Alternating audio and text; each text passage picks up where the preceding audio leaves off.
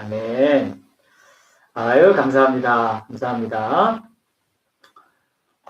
오늘 우리가 읽을 성서는요, 신약성서 요한복음 4장인데요.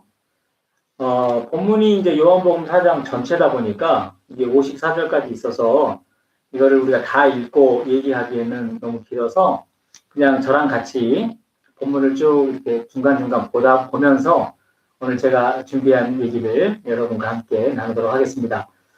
그 전에 우리가 5월달을 맞이해서 몇 가지 기억할 만한 날들이 있죠. 그죠? 먼저 이제 지난주일은 제가 그 말씀을 안 드렸는데 사실 지난주일 5월 첫째 주일날은 우리 교회 생일이죠. 우리 교회 생일입니다. 그래서 지난주는 우리 교회가 이제 시작된 지 11년이 된 날입니다. 교회 창립 11주년이 되는 날이 지난주였는데요. 우리가 이제 만나서 하다못해 케이크라도 이렇게 짜여지를 못하니까 그냥 이렇게 기억하는 것만으로 올해는 넘어가지만, 올해 목까지 해서 내년에는 저희들이 교회 생일날 더 뜻깊은 교제가 있기를 바라고요. 또 우리나라 역사에서 5월달 하면은 빠질 수 없는 게 이제 5.18이죠. 5.18 광주 민주화 운동이 있었던 날입니다.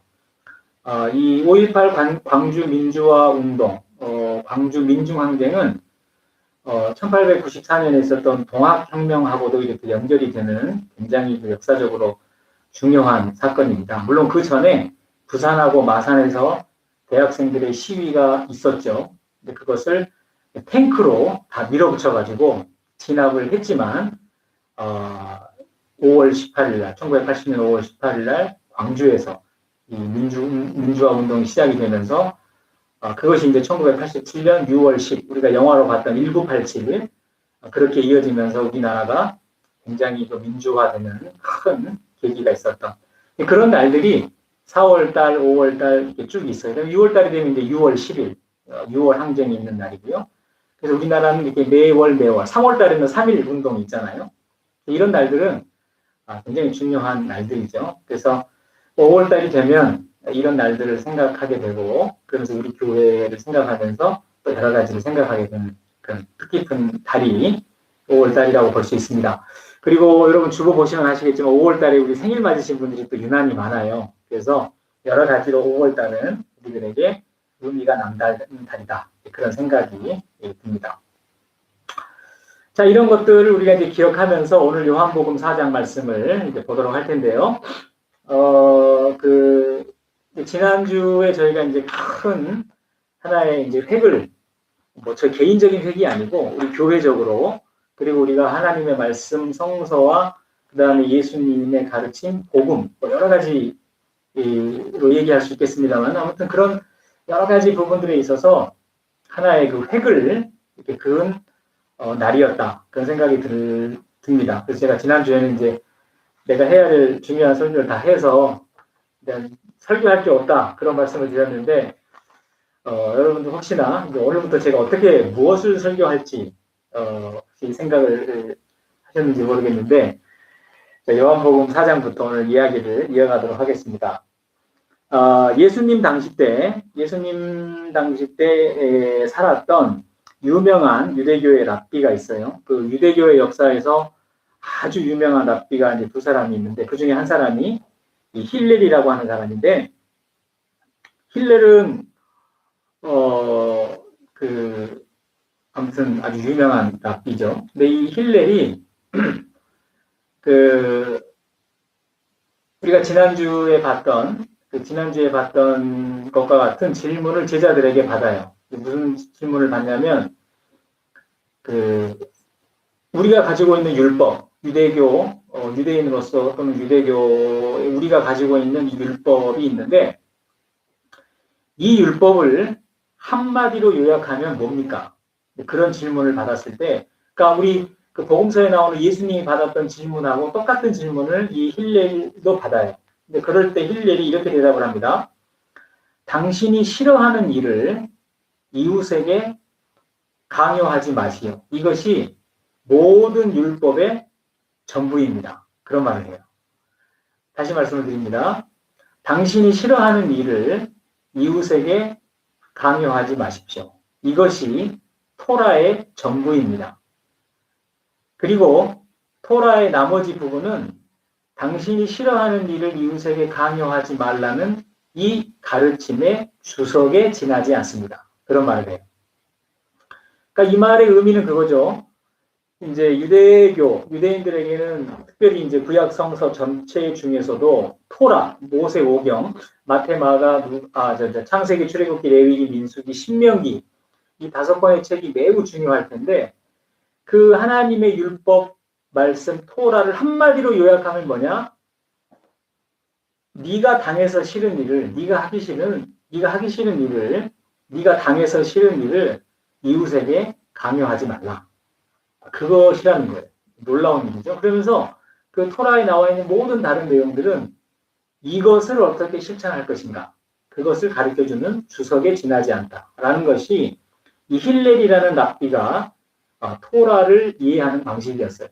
물론 이게 유일한 정답은 아닙니다. 랍비마다 이제 토라를 정리하는 방식이 여러 가지인데 제가 이 이야기를 오늘 여러분들에게 소개한 이유는 복음서에 나오는 예수님의 이야기에서 예수님을 누가 찾아와가지고 율법에서 가장 큰 계명이 뭡니까? 뭐 이런 질문들 하잖아요. 그때 예수님이 뭐 하나님을 사랑하고 이웃을 사랑하는 것이 가장 크다라는 이런 어떤 질문과 대답이 예수님에게만 있었던 어떤 특별한 이야기가 아니라 제가 방금 소개해드렸던 랍비 힐렐이라든가 또 다른 랍비들에게서도 그 제자들과의 관계에서 흔히 있었던 문답 방식이고, 그리고 이런 식의 질문과 대답은요, 제가 오늘 다 소개하진 않겠습니다만은 소크라테스의 이야기에도 나와요. 그 다음에 부처님과도 관련된 이야기에도 나오고요. 그 다음에 노노와 같은 노노나 중용과 같은 공자의 이야기에도 이런 게 나와요. 이런 식의 질문과 이런 식의 대답이 나옵니다. 그러니까 우리가 복음서에서 읽는 또는 복음서에서 보는 예수님의 말씀이라든가 제자들과의 대화라든가 이런 이야기들이 갇혀있는 이야기가 아니라는 거예요. 그러니까 완전히 무슨 세상과 이렇게 단절이 되어 있는 그냥 성서 안에만 이렇게 유일하게 나오는 그런 닫혀있는 이야기가 아니고 예수님 당시 때도 그랬습니다만은 그 예수님 이전의 시기부터 해가지고 전 세계의 모든 문명과 문화와 종교와 이런 사상들은 끊임없이 그 교류하고 있었다. 그것이 서로 이렇게 교류하면서 서로 영향을 주고받고 있었다라고 하는 이 사실. 우리가 이것을 신약 성서를 이해하는데 굉장히 중요해요. 그래서 항상 여러분들이 신약 성서를 읽으실 때 이 사실을 기억하고 계시면 좋겠다. 그런 생각이 들어서 오늘 이야기를 시작하면서 이 힐렐의 이야기를 소개해 드렸습니다. 이제 우리 요한복음 4장을 여러분들이 다 펴시기를 바랍니다. 오늘부터는 우리가 이 성서 이야기 시간에 지금까지와는 조금 다른 형태로 우리가 하나님의 말씀을 이제 읽어 나갈 텐데요. 여러분들이 성서를 여러분이 개인적으로 읽으시는 성서를 옆에 펴시고 또 볼펜도 하나 준비하시고 성서에다가도 괜찮고 메모지에다가도 괜찮고 필요하시면 메모도 하시면서 우리가 오늘 주어진 시간 동안 이 성서 본문을 살펴보도록 하겠습니다. 요한복음 4장은 어떻게 시작을 하느냐면요. 4장 1절을 보시면 예수께서 제자를 삼고 세례를 베푸시는 것이 요한보다 많다 하는 말을 바리새인들이 들은 줄을 주께서 아신지라.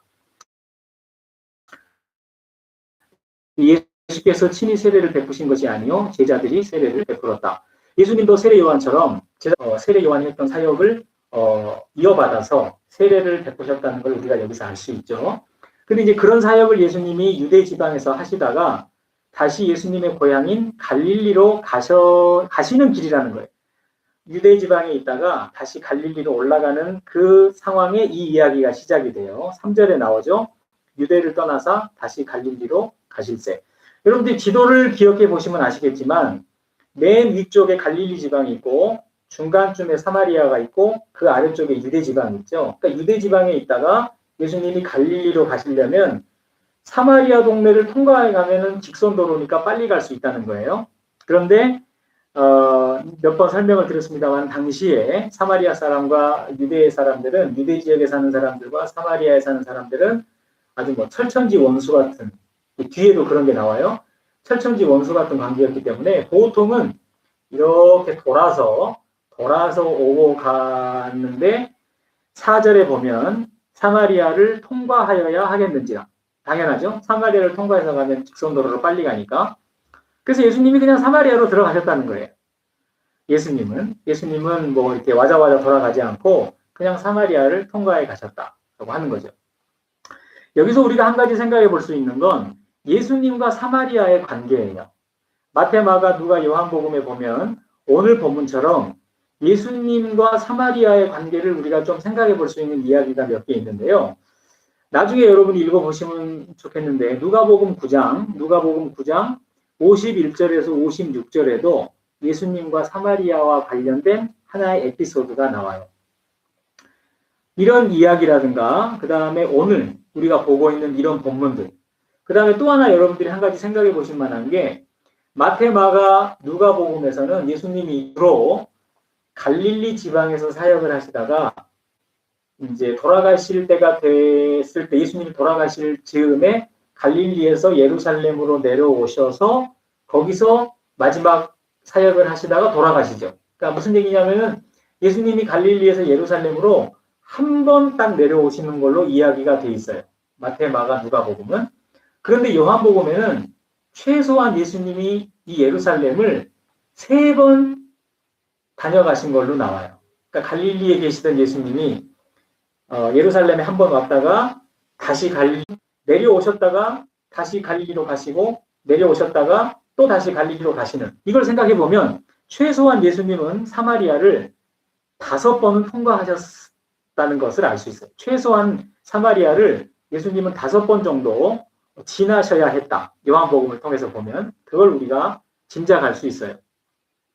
그러면 갈릴리에서 예루살렘으로 왔다 갔다 하는 길이 지금처럼 뭐 차를 타고 하루에 그냥 왔다 갔다 할 수 있는 그런 거리도 아니고 그런 교통 환경도 아니었기 때문에 갈릴리에서 예루살렘을 왔다 갔다 하시면서 사마리아를 통과하실 때는 거기서 숙박을 하셨을 수도 있어요.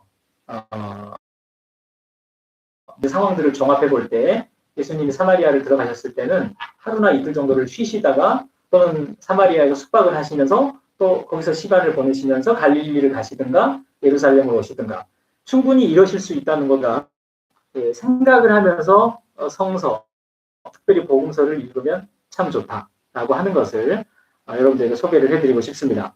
이제 예수님이 오늘 보내도 사마리아를 통과하여야 하겠는지라 그 사마리아 성에 들어가신 거예요. 그러면서 수가라고 하는 동네에 예수님이 들어가셨다. 그러면서 6절에 보면 예수님이 피곤하셔가지고 우물 곁에 앉으셨는데 시간이 6시쯤 되었다라고 얘기를 하죠. 이때 6시는 낮 12시를 말하는 거고요. 그때 사마리아 여자 하나가 물을 기르러 그 우물에 왔다. 이거 우리가 다 아는 이야기죠. 그리고 8절에 보면 제자들은 먹을 것을 사러 동네에 들어갔다.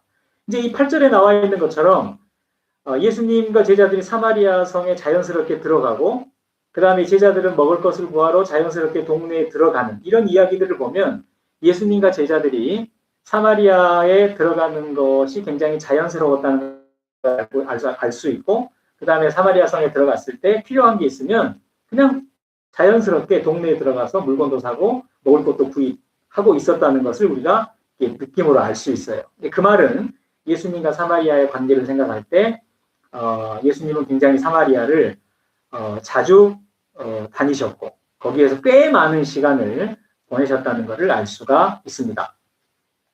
그때 사마리아 여자가 네네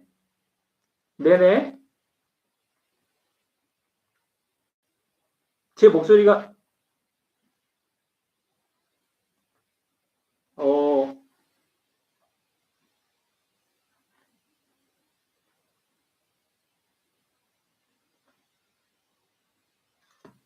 네, 감사합니다.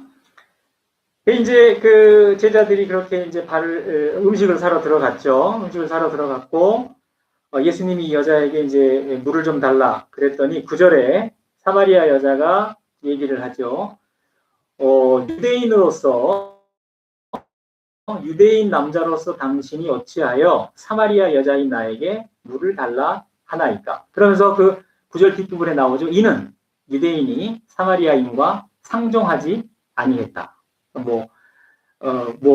물을 마시고 밥을 먹는 건 고사하고 아예 만나는 것도 얼굴을 보는 것조차도 하지 않는 시기였다. 그걸 우리가 알 수가 있죠. 그런데 예수님이 10절에 내가 만일 하나님의 선물과 또 내게 물 좀 달라 하는 이가 누구인 줄 알았다면 내가 그에게 구하였을 것이요 그가 생수를 너에게 주었을 것이다. 굉장히 예수님이 이야기를 깊이 있게 전개를 시키시고 계시죠. 그때 재미있는 게 여러분 11절을 보시면 여자가 이르되 주여 물 기를 그릇도 없고 이 우물은 깊은데 어디서 당신이 그 생수를 얻겠사옵나이까. 여기 보시면 물 기를 그릇도 없다 그래요. 그죠? 물 기를 그릇도 없다. 여러분 이 사마리아 여자가 우물에 물을 기르러 왔잖아요. 그러니까 이 여자한테는 물을 기를 수 있는 그릇이 있었을까요? 없었을까요? 당연히 물 기를 그릇이 여자한테 있었죠. 그러니까 예수님한테는 그 그릇이 없었을는지 모르지만 자기한테는 물 기를 그릇이 있으니까 만약에 예수님이 내가 여기서 물을 기를 그게 생수가 될 것이다라고 했다면 그 자기가 가지고 있는 그릇을 주면 되잖아요. 그런데 여자는 물 기를 그릇이 없다고 얘기를 합니다. 이게 이제 무슨 뜻이냐면요. 아까 말씀드린 것처럼 사마리아 사람들과 유대인은 서로 상종도 안 하는 거예요. 그러니까 접촉도 안 하는 거예요. 서로가 서로를 특별히 유대인들이 사마리아 사람들을 굉장히 부정하게 생각하기 때문에 가능하면 접촉을 안 하려고 하는 거죠. 심지어는 사마리아 사람들이 사용했던 물건들조차도 유대인들은 손대려고 하지 않았다. 그런 당시의 문화적 배경을 지금 배경으로 하고 있는 거예요. 나는 물 기를 그릇이 있지만 당신이 물을 깃기 위해서 내 그릇을 쓰려고 하진 않을 거 아니냐. 근데 당신은 그릇이 없고 내 그릇을 쓰려고는 하지 않을 테고. 그러면 당신이 물 기를 그릇도 없는데 어디서 그런 생수를 나에게 줄 수 있겠느냐라는 거죠. 인도에 가면 불가촉 천민이라는 게 있죠. 그죠? 4개의 카스트에도 들어가지 못하는 불가촉 천민, 달리트라고 얘기하는 달리트. 그 사람들이 썼던 물건, 그 사람들이 앉았던 자리, 거기에만 접촉이 돼도 부정하게 된다고 생각하는 그 달리트. 마치 유대인들은 사마리아 사람들을 그렇게 생각한 거예요. 그러니 만난다, 얘기한다, 같이 밥을 먹는다, 이건 상상할 수 없는 거죠. 그런데 사마리아 사람들이 강도 만났던 유대인을 그렇게 돌봐줬던 이야기는 그 이야기를 듣는 유대인들은 굉장히 불쾌감을 느끼는 거예요. 예수님이 예를 들려면, 예수님이 비유를 들려면 좀 다른 사람들을 이렇게 등장시켜도 좋으련만 왜 하필 강도 만난 유대인을 사마리아 사람이 도와줬다고 얘기를 하셨을까? 굉장히 그 이야기를 듣는 유대인들은 불쾌하고 예수님의 그 이야기가 좋은 이야기라는 걸 알면서도 상당히 짜증났을 거예요. 그런 느낌들을 우리가 기억할 필요가 있습니다. 그때 예수님이 이 여인에게 얘기를 하시죠. 13절을 보시면 예수께서 대답하여 이르시되 이 물을 마시는 자마다 다시 목마르려니와 내가 주는 물을 마시는 자는 영원히 목마르지 아니하리니 내가 주는 물은 그 속에서 영생하도록 솟아나는 샘물이 될 것이다. 여기서 이제 요한복음은 마태마가 누가복음하고 굉장히 분위기가 달라요. 그래서 어떤 시간적인 순서대로 이야기를 기록하지도 않은 것 같고 아무튼 느낌이 굉장히 다른 책입니다. 그래서 여기서 보면 예수님이 곧바로 영생이라는 주제를 끄집어내시죠. 마태마가 누가복음에서 예수님이 이렇게 영생이라든가 무슨 구원이라든가 이런 주제를 예수님은 그렇게 많이 얘기하시진 않은 것 같아요. 그런데 요한복음에 오면 니고데모와의 대화에서 거듭난다는 것, 그 다음에 오늘 이야기에서도 예수님이 영생이라는 이런 어떤 우리에게 굉장히 익숙한 그런 교리적인 주제들이 요한복음에는 굉장히 많이 나와요. 그게 이제 요한복음이라는 책의 특징이에요.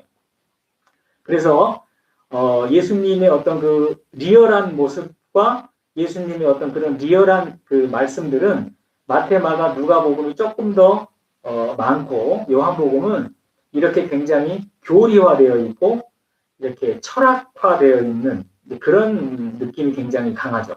어쨌든 예수님이 영생이라는 주제를 꺼냅니다. 그때 15절에 보면 이 여자가 이르되 주여 그런 물을 내게 주사 목마르지도 않고 또 여기 물 기르러 오지도 않게 하옵소서.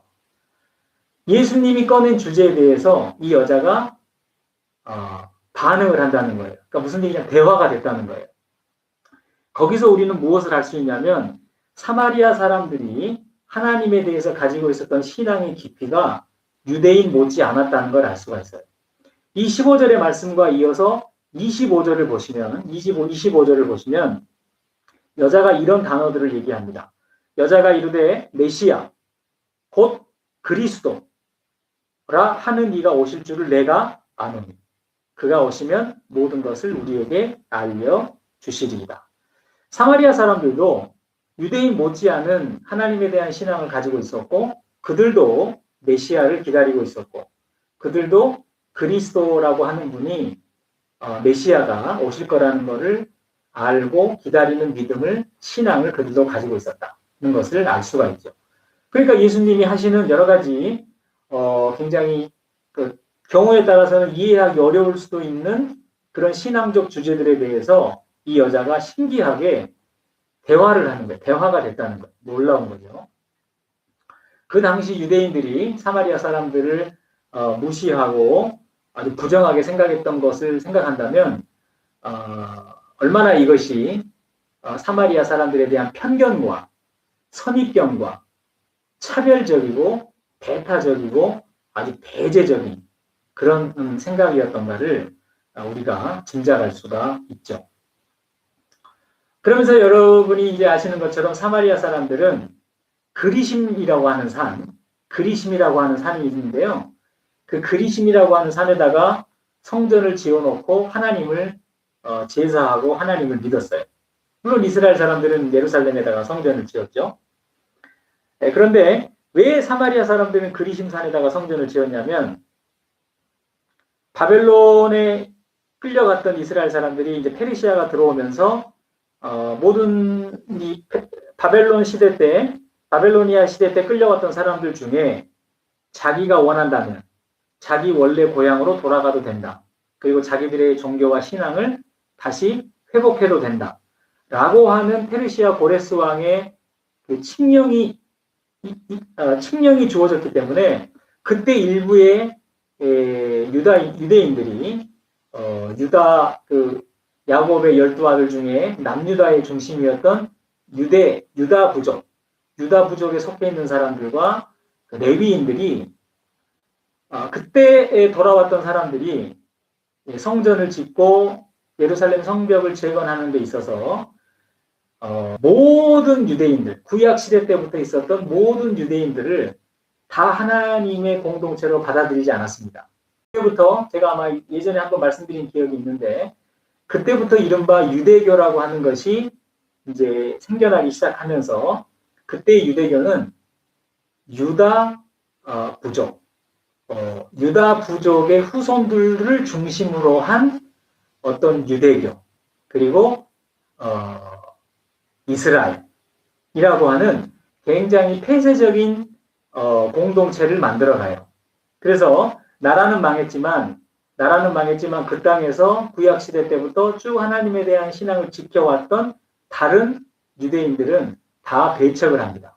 그러면서 사마리아 사람들이라는 말도 생겨나고 유대인들과 이제 갈등을 벌여오다가 결국은 그런 사람들을 다 배제하고 유다 부족 출신들과 레위인을 중심으로 해서 성전을 재건하고 예루살렘 성벽을 짓고 아주 폐쇄적인 자기들의 공동체를 만드니까 그 배척당한 사람들도 그냥 자기들 나름대로 성전을 지어요. 그러면서 그 그리심산에 사마리아 성전이 지어진 거예요. 그래서 유대인들로부터 배척당한 다른 유대인들은 뭐 사마리아인이라고도 뭐 할 수 있겠고 여러 가지 다른 말로 불릴 수 있겠습니다만은 이 사람들은 그 그리심에다가 지어놓은 성전에서 하나님께 제사드리면서 신앙을 지켜왔고 유대인들은 예루살렘에 다시 지은 성전을 중심으로 하나님에 대한 신앙을 지켜왔고 그게 각각 온 거예요. 그러다가 구약성서와 신약성서 중간기에 있었던 여러 가지 그리스 로마의 정치적인 변화의 과정에서 유대인들이 사마리아 동네를 공격해 들어가서 이 그리심의 성전을 불태워버려요. 이것이 주님 태어나시기 전 기원전 128년경의 사건인데 이제 이때 유대인들이 그리심산에 있는 사마리아 사람들의 성전을 불태워버린 사건이 계기가 돼서 이제 완전히 유대인과 사마리아 사람들은 건너올 수 없는 철천지 원수가 된 거죠. 그게 이제 주님 태어나시기 전에 한 128년 전에 있었던 사건이. 그리고 그것이 지금 이 이야기까지 이어져 오는 거고, 그때부터 생겨난 서로에 대한 그 분노, 증오, 어떤 차별, 편견, 이것은 아까도 말씀을 드린 것처럼 사마리아 사람들이 만졌던 물건조차도 만지면 부정해진다고 생각할 정도로 아주 극에 달해 있었다고 하는 거죠. 그런데 중요한 것은 비록 문화적으로 역사적으로 그런 일이 있었지만 하나님과 관련된 신앙에 있어서는 유대인들이나 사마리아 사람들이나 큰 차이가 없는 그 신앙을 그들이 꾸준히 서로 지켜왔다는 것. 이게 굉장히 중요한 사실이죠. 그것을 이 여인과의 대화를 통해서 우리가 알 수가 있습니다. 그러면서 우리가 메시아와 그리스도를 기다리고 있었다라고 얘기를 하니까 예수님이 26절에 지금 너하고 얘기하고 있는 내가 바로 메시아다. 이런 이야기를 하시죠. 그 이후로 이제 이 요한복음 4장은 54절까지 더 많은 이야기가 있는데 오늘 그걸 다 말씀을 나눌 수는 없고요. 일단 오늘은 우리가 26절까지 나와 있는 이 본문을 이렇게 이제 보려고 하는 것인데 지난주에 우리가 그 성서 이야기를 나누면서 그런 말씀을 드렸죠. 하나님 말씀을 두 가지로 요약하면 뭡니까? 하나님을 사랑하는 것, 내 이웃을 내 몸과 같이 사랑하는 것. 그렇죠? 그러니까 기독교는 기본적으로 사랑을 말하는 종교다 그랬습니다. 그런데 그 사랑은 하나님을 사랑하는 것, 이웃을 내 몸과 같이 사랑하는 것. 그러면 이제 중요한 건 그거겠죠? 우리가 하나님을 어떻게 사랑할 건가? 내 이웃을 내 몸처럼 어떻게 사랑할 건가? 이제 그게 질문일 거예요. 제가 처음에 소개해드렸던 것처럼 힐렐이라고 하는 랍비가 제자들에게 해준 대답을 우리가 빌려온다면 기독교는 사랑의 종교고 그 사랑은 하나님 사랑과 이웃 사랑인데 성서의 모든 부분은 하나님을 어떻게 사랑할 것인지 그리고 내 이웃을 어떻게 사랑할 것인지 그것을 우리에게 설명해주는 주석이다. 이렇게 얘기할 수 있겠죠. 이웃을 우리가 어떻게 생각할지 그리고 그 이웃을 내 몸과 같이 사랑하기 위해서 또는 사랑한다는 것은 구체적으로 무엇을 말하는 것인지 그것을 알 수 있게 해주는 것이 구약성서와 신약성서 전체다 라고 얘기할 수 있다는 거예요. 사람마다 상황이 굉장히 다양하고 그리고 사람마다 그 환경이 굉장히 다양하기 때문에 하나님을 사랑하고 내 이웃을 내 몸과 같이 사랑한다는 이것을 어떤 한두 가지의 딱 정해진 형태나 어떤 정해진 문구로 정해놓고 규정해놓고 그것을 실천하는 게 이웃 사랑이다라고 얘기하는 건 굉장히 어려워요.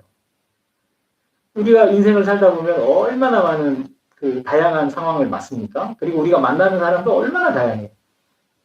그 수많은 사람이 똑같은 사람이 한 사람도 없어요. 다 달라요. 내가 그 사람을 이웃이라고 생각을 하기는 쉬워도 정말 그 사람과 내가 이웃의 관계로 맺어지지 못하느냐는 별개의 이야기예요. 그러니까 내 이웃을 내 몸처럼 사랑해라라고 하는 이 말씀도 그냥 듣기에는 굉장히 쉬운 말씀이지만 내가 저 사람을 내 이웃이라고 생각한다고 해서 저 사람도 나를 이웃이라고 생각할 거냐?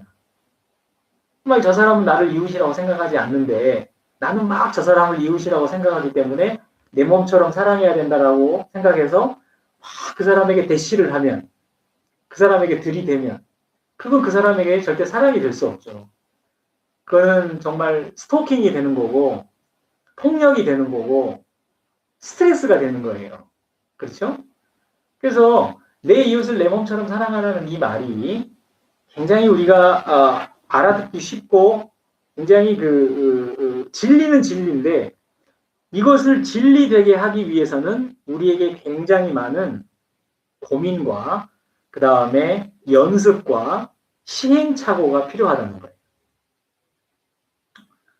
그것을 우리가 이제 신앙생활을 하다 보면 그런 경험들을 많이 하게 되죠. 그리고 그런 경험들을 여러분들이 소홀히 생각하시지 말았으면 좋겠어요.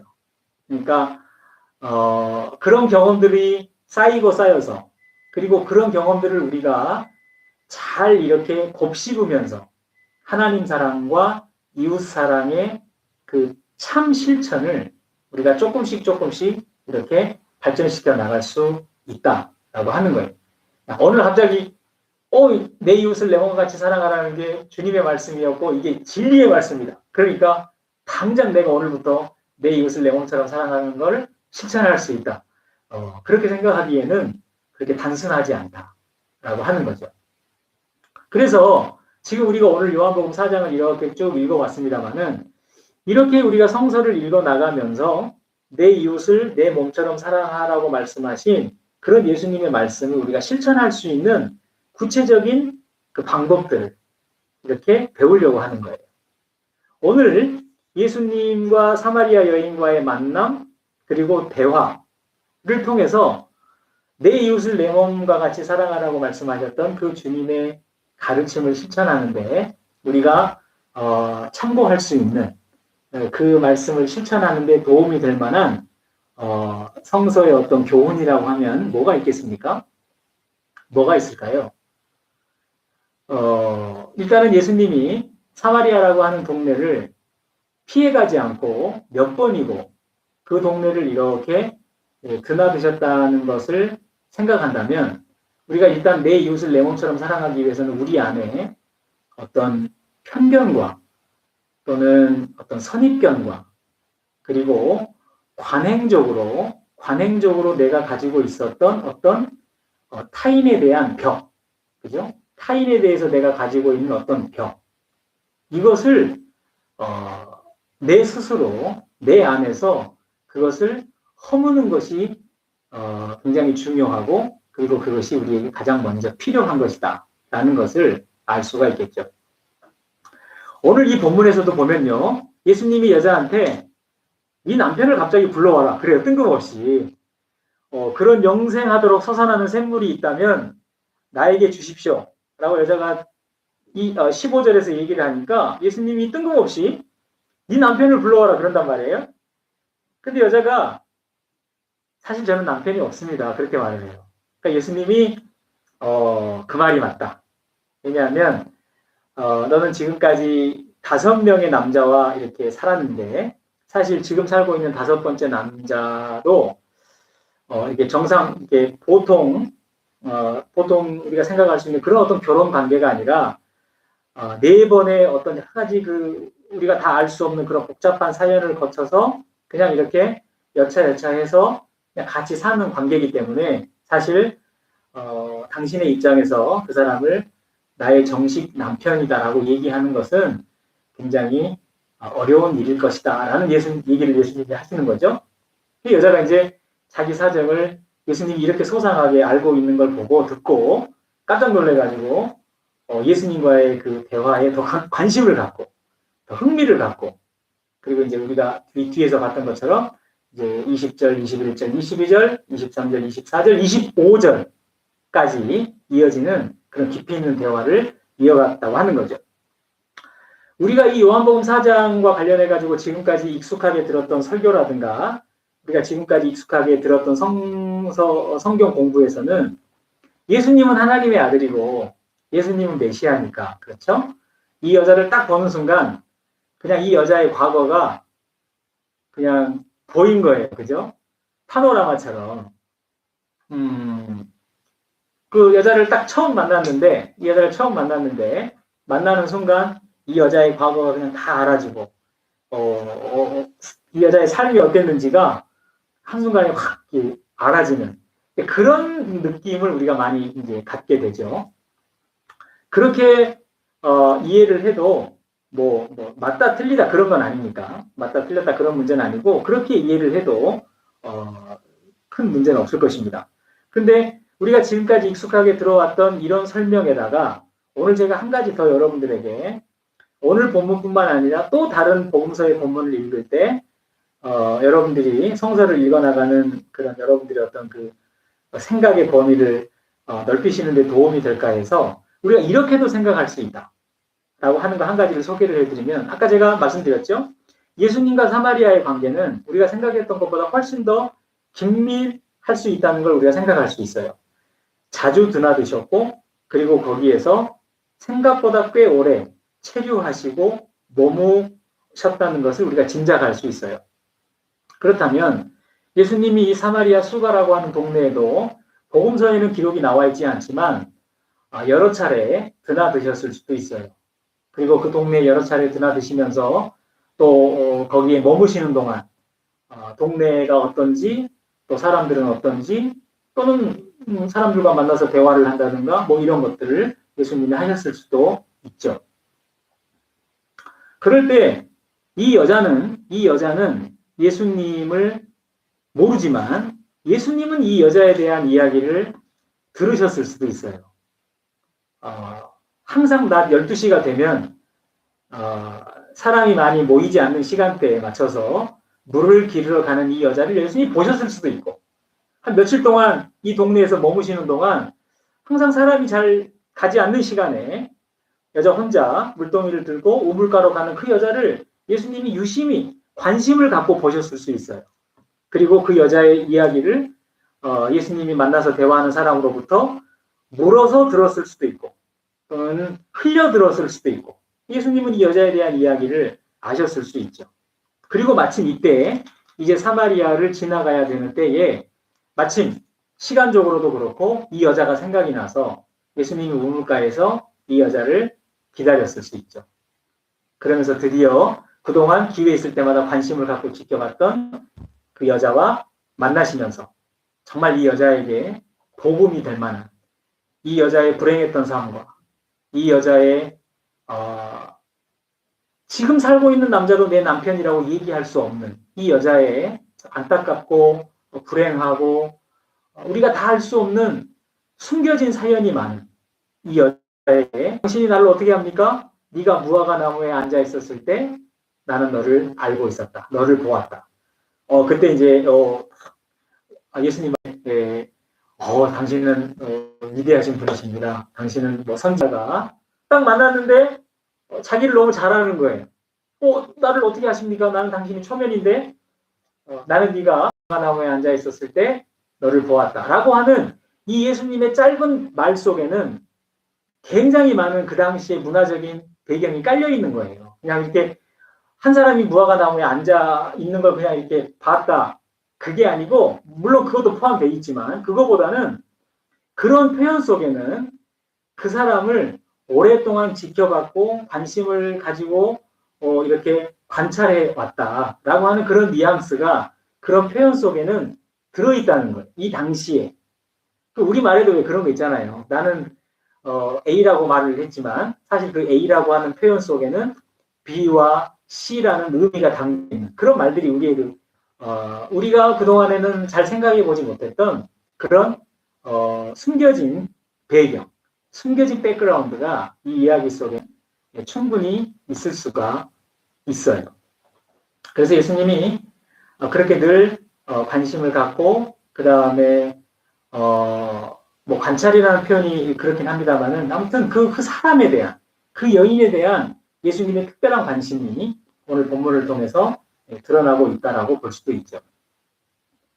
내 이웃을 내 몸처럼 사랑하기 위해서 우리가 조금 전에 제가 무슨 말씀을 드렸죠?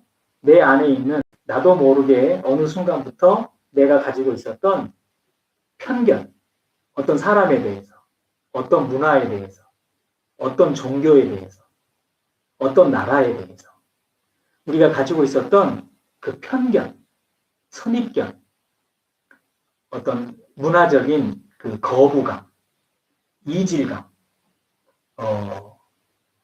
어떤 특정인에 대해서는, 특정 부류의 사람에 대해서는 내가 절대 이 생각과 마음을 바꾸지 않겠다라고 하고 있는 어떤 그런 것들. 그런 것을 먼저 내 안에서 그런 벽을 허무는 것이 내 이웃을 내 몸처럼 사랑하는 첫 번째 출발이다 라고 하는 거죠. 그리고 오늘 조금 전에 제가 이 본문 요한복음 4장의 배경에 대해서 조금 다른 관점을 여러분들에게 소개해 드렸는데, 그 관점을 통해서 우리가 알 수 있는 건 뭡니까? 내 이웃을 내 몸처럼 사랑할 수 있는 첫걸음이다 라고 하는 거죠. 첫 번째는 했다는 게 아니에요. 예수님이 여인에게 물을 달라고 말을 했다는 말은, 나는 당신을 나와 똑같은 레벨의 인간으로 상대하고 있습니다. 그거를 표현하는 거예요. 말을 걸었다는 게, 물을 달라고 했다는 게. 그래서 여자가 놀란 거예요. 그 구절을 다시 보시면 사마리아 여자가 이르되 당신은 유대인으로서 어찌하여 사마리아 여자인 나에게 물을 달라고 말을 합니까? 그걸 말 안 해. 그러면 우리는 벌써 유대인과 사마리아의 그 관계를 가지고 사는 거예요. 나는 저 사람하고 절대 말 안 할 거야. 말을 섞지 않을 거야. 말을 걸지 않을 거야. 그럼 우리는 벌써 유대인과 사마리아의 그 관계를 가지고 있는 거죠. 그리고 예수님이 여자에게 말을 걸었다는 거예요. 그 말은, 나는 지금부터 당신을 나와 똑같은 인간으로서 대화를 하려고 합니다. 관계를 맺으려고 합니다. 벌써 이것이 내 이웃을 내 몸처럼 사랑하라고 하신 말씀의 실천의 시작이죠. 말을 건다는 건, 그 사람에게 다가가서 내가 말을 건다는 건 그걸 의미하는 거니까. 관계를 의미하고, 당신은 나와 똑같은 관계이다. 똑같은 인간이다. 레벨이다. 내 이웃이다. 그런 거죠. 이런 이웃과의 관계를 갖지 못하도록 하는 그런 많은 벽들이 우리에게는 있어요. 내 안에도 있고 내 밖에도 있어요.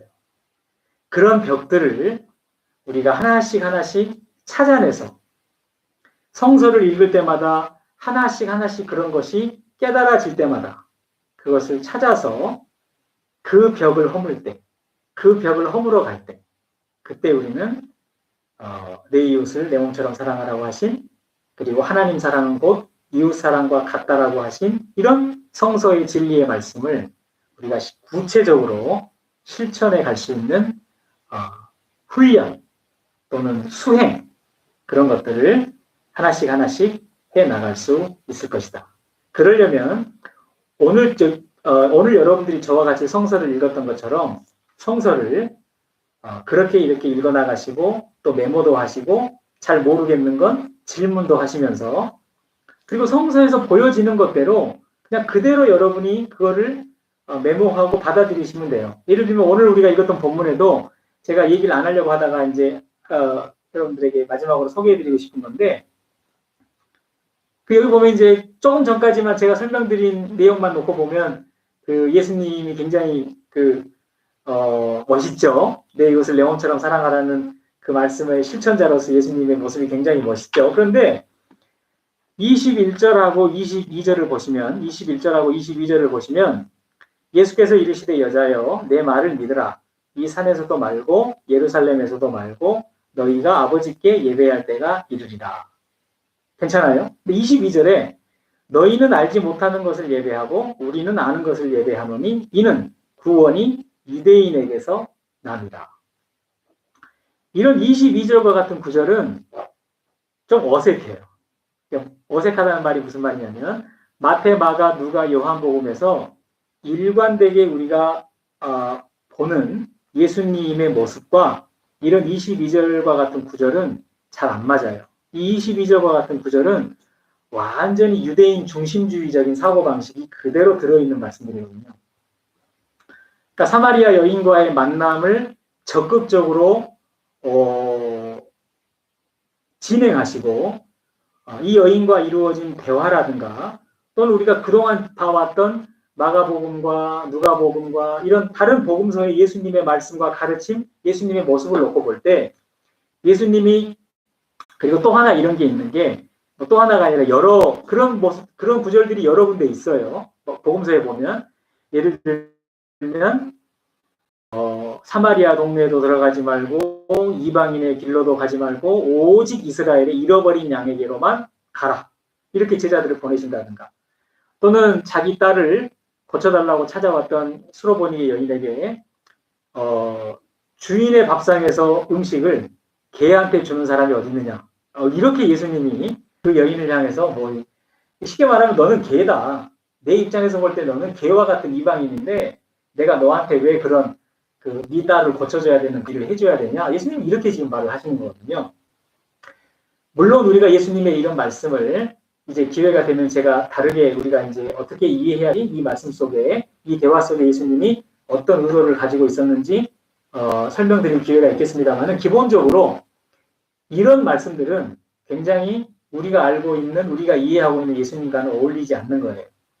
그러니까 아마도 이것은 이 마태, 마가, 누가복음 또는 이 요한복음을 읽는 사람 중에 이러이러한 사람들을 염두에 뒀기 때문에 와자 그냥 넣은 그런 말씀들일 수도 있어요.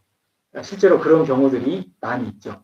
그러니까 예를 들면 요한복음을 쓸 때 이 말씀을 읽는 사람들은 유대인들은 거의 없고 거의 완벽하게 이방인들만 있을 거다라고 생각을 했다면 굳이 이런 예수님의 이야기를 잘 재미있게 듣고 있는 이방인들이 기분이 확 상할 필요가 없잖아요.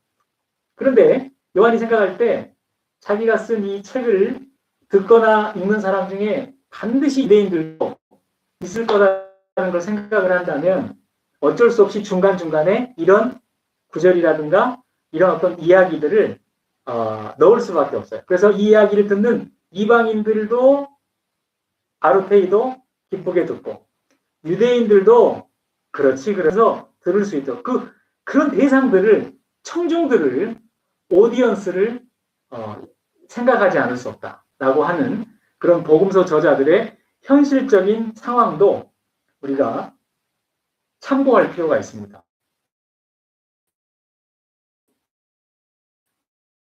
왜냐하면 하기에는 받아들이기 어려운 그런 이야기들이 복음서에 많이 있거든요. 그것은 왜 그럴까?